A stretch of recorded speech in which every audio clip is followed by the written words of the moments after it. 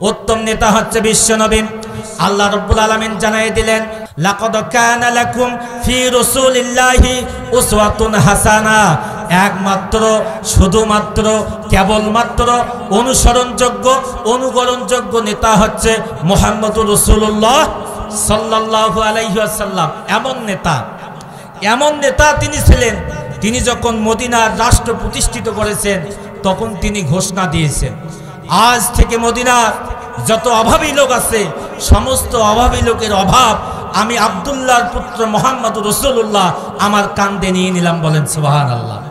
যত ঋণগ্রস্ত ব্যক্তি আছে সমস্ত ঋণগ্রস্ত ব্যক্তির ঋণের বোঝা আমি মুহাম্মদুর রাসূলুল্লাহ সাল্লাল্লাহু আলাইহি ওয়াসাল্লাম আমার কাঁধের মধ্যে নিয়ে নিলাম। তাহলে মুহাম্মদুর রাসূলুল্লাহ এমন নেতা ছিলেন যিনি অসহায় মানুষের ঋণের বোঝা নিজের কাঁধে নেয়। আর আমাদের দেশের শাসক এমন ছিলেন ঋণ করে খেয়ে জনগণের ওপর চাপাই দিয়ে পালিয়ে গেছে ভারতে। কথা বলেন ঠিক কিনা? বঙ্গবন্ধু টানেল তৈরি করেছে, ছিদ্র হয়ে এখন পানি পড়তেছে। বঙ্গবন্ধু টানেল দিয়ে কি করতেছে? পানি পড়তেছে। এরপরে সরকারি ভবন তারা বলে যে আমরা 570টি মডেল মসজিদ তৈরি করেছি, প্রত্যেকটা মসজিদে ফাটল শুরু হয়েছে। কথা বলেন ঠিক কিনা? ফেটে যাচ্ছে। এরপরে তারা রটের পরিবর্তে বাঁশ দিয়েছে। কথা বলেন ঠিক কিনা? এই টাকাগুলা বঙ্গবন্ধুরও না, শেখ হাসিনারও না, আওয়ামী লীগেরও না, এটা সৌদি আরব থেকে এই অনুদান পাঠানো হয়েছে আর তারা নিজের নাম দিয়ে চালাই দিয়েছে। কথা বলেন ঠিক কিনা? মসজিদ কয়টা? সম্মানিত হাজিরিন, তাহলে আল্লাহ রসুল হচ্ছে আমাদের উত্তম নেতা। এই রসুলকে যারা নেতা মানবে না, আল্লাহ রাব্বুল আলামিন জানিয়ে দিয়েছেন, ইয়াউমা তুকাল্লাবু উজুহুহুম ফিন্নার ইয়াকুলুনা ইয়া লাইতানা আতানাল্লাহা ওয়া আতানার রাসূলা।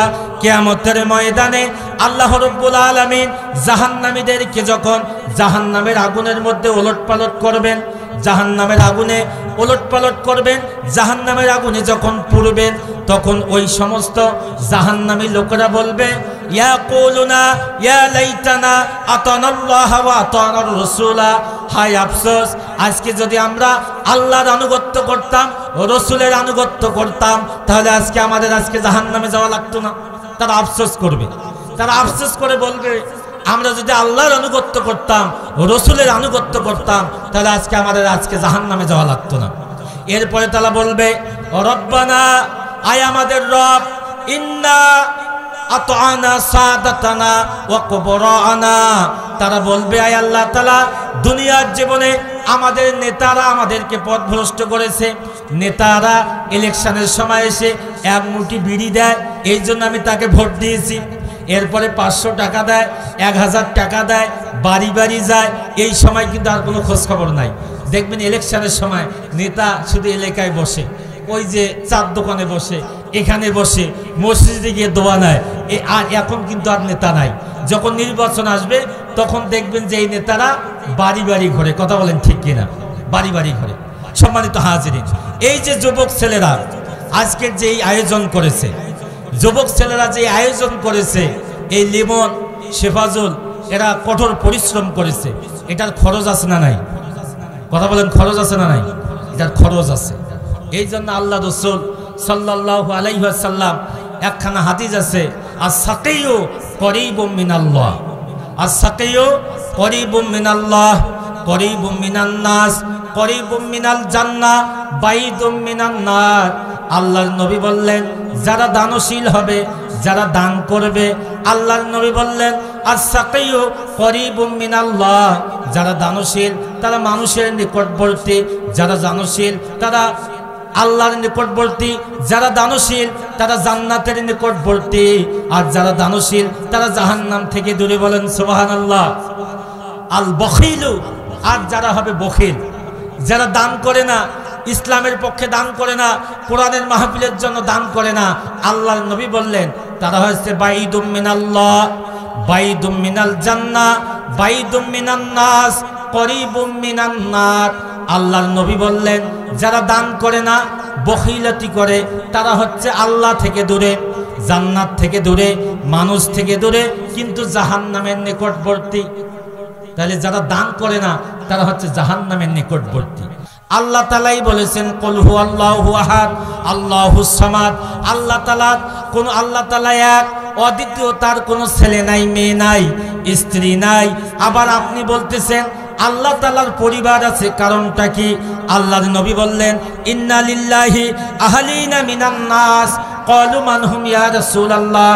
আল্লাহর নবী জানাই দিলেন মানুষের মধ্যে এমন কতক মানুষ আছে যারা আল্লাহর পরিবারের অন্তর্ভুক্ত। সাহাবা আজমাইনগণ বললেন ইয়া রাসূলুল্লাহ, ইয়া হাবিবাল্লাহ, সেই লোকগুলো কারা আমরা জানতে চাই। আল্লাহর নবী বললেন আহলুল কোরআনে হুম আহলুল্লাহ, যারা কোরআনওয়ালা, কোরআন অনুযায়ী আমল করে, কোরআনের জন্য দান করে, কোরআনের জন্য ব্যয় করে, কোরআনের জন্য জীবন দেয়, কোরআনের জন্য সংগ্রাম করে, কোরআনের জন্য ভোট দেয়, কোরআনের জন্য মিছিল করে, কোরআনের জন্য চাকরি হারায়, কোরআনের জন্য বাড়িতে থাকতে পারে না, মামলা খায়, এরাই হচ্ছে আল্লাহর পরিবারের অন্তর্ভুক্ত। বলেন সুবহানাল্লাহ। তাহলে যারা টাকা পয়সা দিবে এরা কিন্তু আল্লাহর পরিবারের অন্তর্ভুক্ত। আল্লাহর নবী বলেছেন লা ইউমিনু আহাদুকুম হাত্তা আকুনা হাব্বা ইলাইহি মিন ওয়ালিদিহি ওয়া ওয়ালাদিহি ওয়ান নাসি আজমাইন। ওয়ান আনাস বিন মালিক রাদিয়াল্লাহু তাআলা, আল্লাহর নবীর বিখ্যাত সাহাবী হযরত মালিক রাদিয়াল্লাহু তাআলা থেকে বর্ণিত, তিনি বলেন আল্লাহর নবী বলেছেন, আল্লাহ রাসূল সাল্লাল্লাহু আলাইহি ওয়াসাল্লাম বলেছেন, তোমরা ততক্ষণ পর্যন্ত পূর্ণ ঈমানদার হতে পারবা না, পূর্ণ মুসলমান হতে পারবা না, যতক্ষণ না পর্যন্ত তোমাদের ছেলে মেয়ে, স্ত্রী পুত্র, তোমাদের পৃথিবীর সমস্ত মানুষ, তোমাদের পিতামাতার চেয়ে আমি নবী মুহাম্মদকে সবচেয়ে বেশি ভালোবাসবা না। তা রসুলকে যারা ভালোবাসে, তাহলে রসুলের আদর্শকে যারা ভালোবাসে, তারা এইরকম মাহফিলে দান করে। কথা বলেন ঠিক কিনা? যেই সম্পদের মালিক হয়েছে, এই সম্পদ কিয়ামতের ময়দানে কোনো কাজে আসবে না। কিয়ামতের ময়দানে যে কাজে লা ইয়ানফাউ মালু ওয়ালা বানুন, কিয়ামতের ময়দানে সন্তান উপকারে আসবে না, সম্পদ উপকারে আসবে না। আল্লাহ তাআলা ১৫০০ বছর আগে প্রশ্নপত্র ফাঁস করে দিয়েছেন।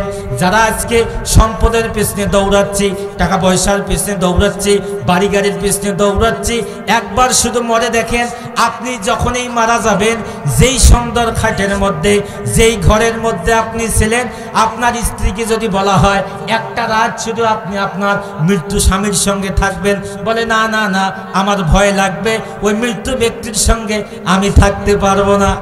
তো সম্মানিত হাজিরিন, তাহলে টাকা পয়সা, গাড়ি বাড়ি কে ওই কবরের মধ্যে কিন্তু যাবে না। কবরে যখন আপনি যাবেন, এখন ওই যে একটা ঘটনা বলা লাগে, বাদশাহ সেকেন্দার যখন ইন্তেকাল করবেন, তার পূর্ব মুহূর্তে তার সমস্ত লোকজনকে জানাই দিলেন, ও আমার সহপাঠীরা, ও আমার পরিবারের লোকেরা, আমি যেদিন ইন্তেকাল করব, আমি মারা যাওয়ার পর কাফনটা পরিধান করাই দিবেন, এরপর আমার একটা হাত ওই আমার কাপড়ের ফাঁক দিয়ে বের করে দেবেন। কারণ বাদশাহ সেকেন্দার অনেক সম্পদের মালিক ছিলেন। এরপর দ্বিতীয় কথা বললেন, হাতটা বের করা থাকবে, এরপর আমার লাশটাকে খাটলির মধ্যে নিয়ে আমার গোটা এলাকায়, গোটা দেশকে ঘোরাবেন। ডাক দিয়ে বলল, মহারাজ, এটার মহত্ব কি, কারণটা কি, কেন ঘোরাবো?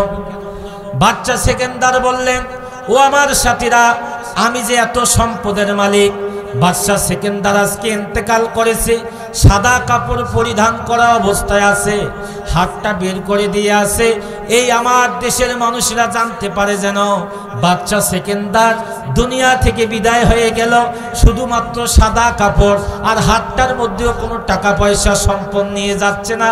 এই শিক্ষা দেওয়ার জন্য আমি তোমাদের কাছে আবদার করে গেলাম, আমি যেদিন মারা যাব, আমার শরীরের মধ্যে সাদা কাপড় পরিধান করাইয়া বাদশাহ সেকেন্দারের হাতটা এইভাবে বের করে দেয়া গোটা রাষ্ট্রে ঘোরাবা, মানুষরা যেন এখান থেকে শিক্ষা নেয়, মারা গেলেই সম্পদ কোনো উপকারে আসে না, দুনিয়ার জীবনে যা দান করবেন সেটাই কিয়ামতের ময়দানে উপকারে আসবে। বলেন সুবহানাল্লাহ। এরপরে বলা হবে, ওমা দীনুকা, তোমার দিন কি ছিল, তোমার জীবন ব্যবস্থা কি ছিল? যারা গণতন্ত্রকে জীবন ব্যবস্থা মেনে নিয়েছে, জাতীয়তাবাদকে জীবন ব্যবস্থা মেনে নিয়েছে, কার্ল মার্কসের আইনকে জীবন ব্যবস্থা হিসেবে মেনে নিয়েছে, ওই কবরে গিয়ে তারা ওমা দীনুকা এই প্রশ্নের জবাব তারা দিতে পারবে না।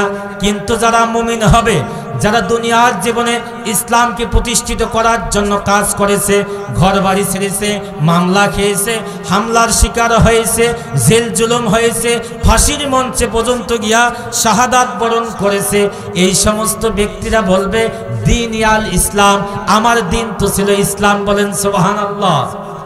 এরপরে বলা হবে ওমা নাবিয়ুকা, তোমার নবী কি ছিল, তোমার নেতা কি ছিল। দুনিয়ার জীবনে যারা নবীর আদর্শ বাস্তবায়ন করার জন্য কাজ করে নাই, কবরের জীবনে গিয়ে তারা নবী মুহাম্মদ রাসূলুল্লাহ সাল্লাল্লাহু আলাইহি ওয়াসাল্লাম এটা বলতে পারবে না। যখন তিনটা প্রশ্নের জবাব তারা দিতে পারবে না, এবার আল্লাহ তাআলার পক্ষ থেকে ঘোষণা হবে, ও ফেরেশতারা তোমরা আর দেরি করো না, সঙ্গে সঙ্গে চলে আসো, জাহান্নামের সঙ্গে ওই বান্দার কবরটাকে সুড়ঙ্গ পথ পয়দা করে দাও। জাহান্নাম থেকে যত আযাব আর গজব আছে কবরে থাকা অবস্থায় কিয়ামতের আগ পর্যন্ত সে আযাব আর গজব ভোগ করতে থাক।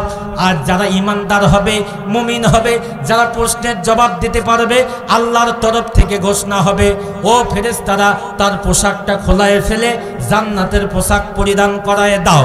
জান্নাত থেকে একটা সুড়ঙ্গ পথ পয়দা করে জান্নাতের সমস্ত নাজ নেয়ামত, ফল ফলাদি, যত হুর পরি আছে সব কিছু তার কবর পর্যন্ত পাঠিয়ে দাও। বলেন সুবহানাল্লাহ।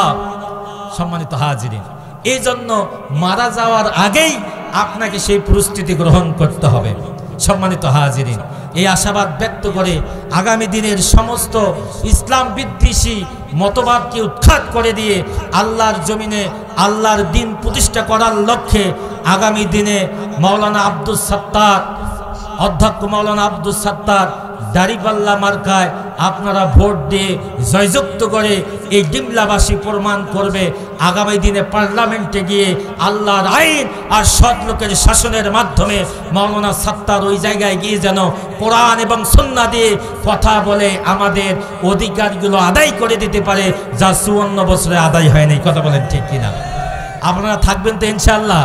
দাড়িপাল্লার পক্ষে থাকবেন তো ইনশাআল্লাহ? লিল্লাহি তাকবীর।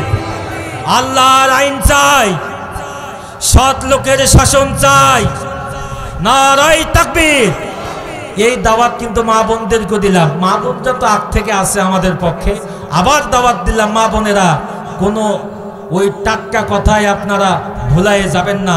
আগামী দিনে দাড়িপাল্লার পক্ষে, ইসলামের পক্ষে আপনাদের সিল দেবেন, এই আশাবাদ ব্যক্ত করে আমি আমার সংক্ষিপ্ত কথা এখানে শেষ করলাম।